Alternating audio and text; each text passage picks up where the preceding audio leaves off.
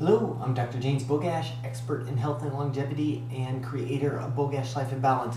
And today we're going to drive home a point that we can't just read the titles. This entire past year has been all about manipulating people who don't read into the details and think that everything that they read in the title is really representative of what we're talking about. And it rarely is. And that's the problem. You can't have a discussion with somebody who doesn't know what they're talking about. The only way to put it is that people think they're talking about what they really don't know what they're talking about. And it really drives home this point where we're at with kids and COVID vaccinations, and a recent report by the CDC in Morbidity and Mortality Weekly Report about a deeply concerning increase in adolescent hospitalizations. That's the authors suggest that it is indicates an urgent need for vaccination of kids for COVID.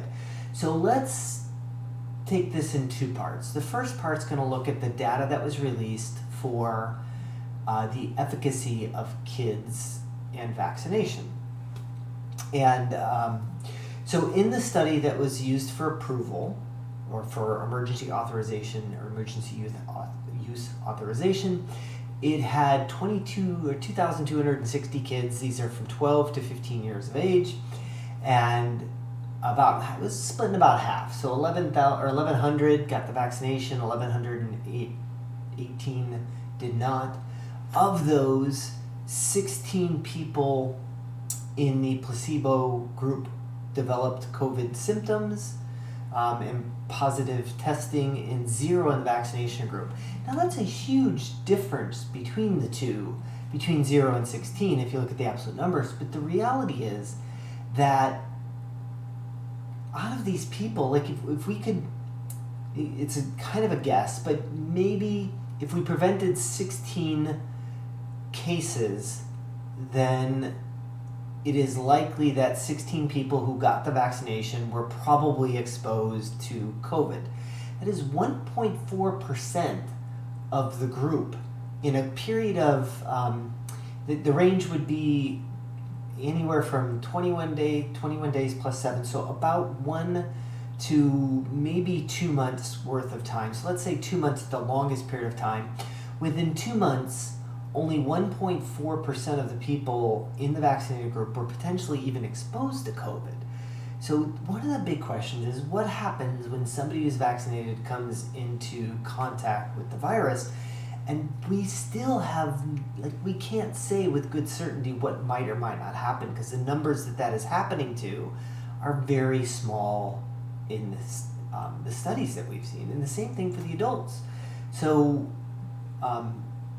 we're really going to have to take some time to pass to see what happens when, because ultimately with time, that 1.4% of the people or the kids that were exposed over time, the likelihood of them being exposed to it will go up. But it's going to take some time to see what happens when those kids who are vaccinated then get exposed to COVID out in the environment.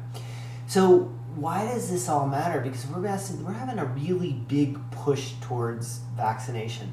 Right around the time that this happened, the CDC releases a report in Morbidity and Mortality Weekly Report that looked at hospitalizations for a period of time that ended on April 24th. Now this was published June 6th. Usually takes some time to look at some data, but it's important to know that they stopped on April 24th. And when they looked at that, the researchers in the study said that these numbers are deeply concerning, that it suggests or it indicates an urgent need for vaccination. What did we really see in the study? So what did this spike in hospitalizations really mean? And what we should really look at is the numbers were pretty small. We're looking at about 300 or so across 14 different states, and about half of them were COVID related. So the other half had nothing to do with COVID. And yet you're not told that with the study. If you have to go in and, if you're just a title reader, you wouldn't know. And if you look at the people saying that this needs to be, but it's not all related to COVID.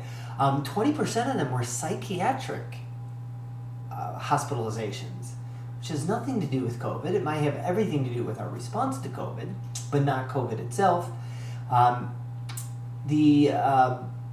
About when they looked at them, and again, these were 12 to 17 years of age, so captured the people that were now, the kids that were now available for vaccination.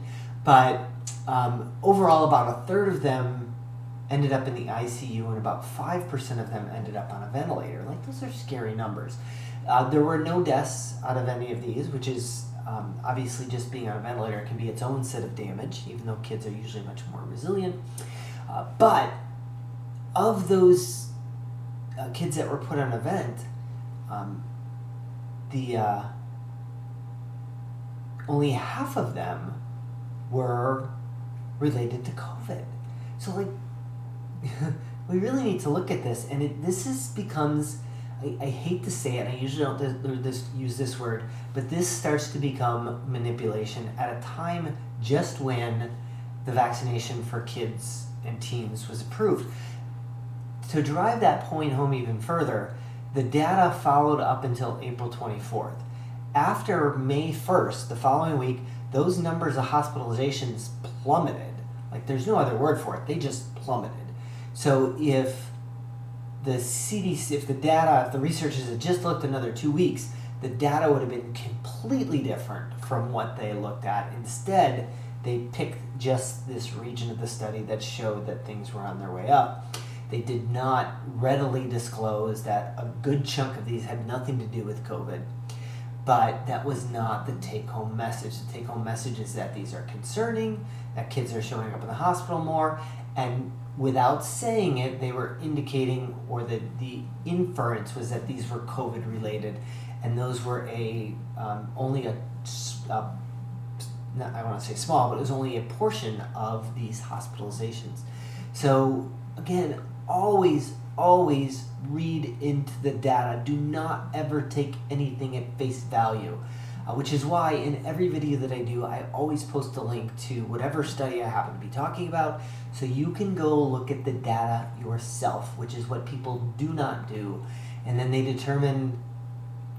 they form their opinion based on incomplete data, or data that, I hate to use the word, but this is the first time that this data was released at a time when it was trying to influence behavior, and that gets a little scary from our federal agencies that we're supposed to be relying on for health information.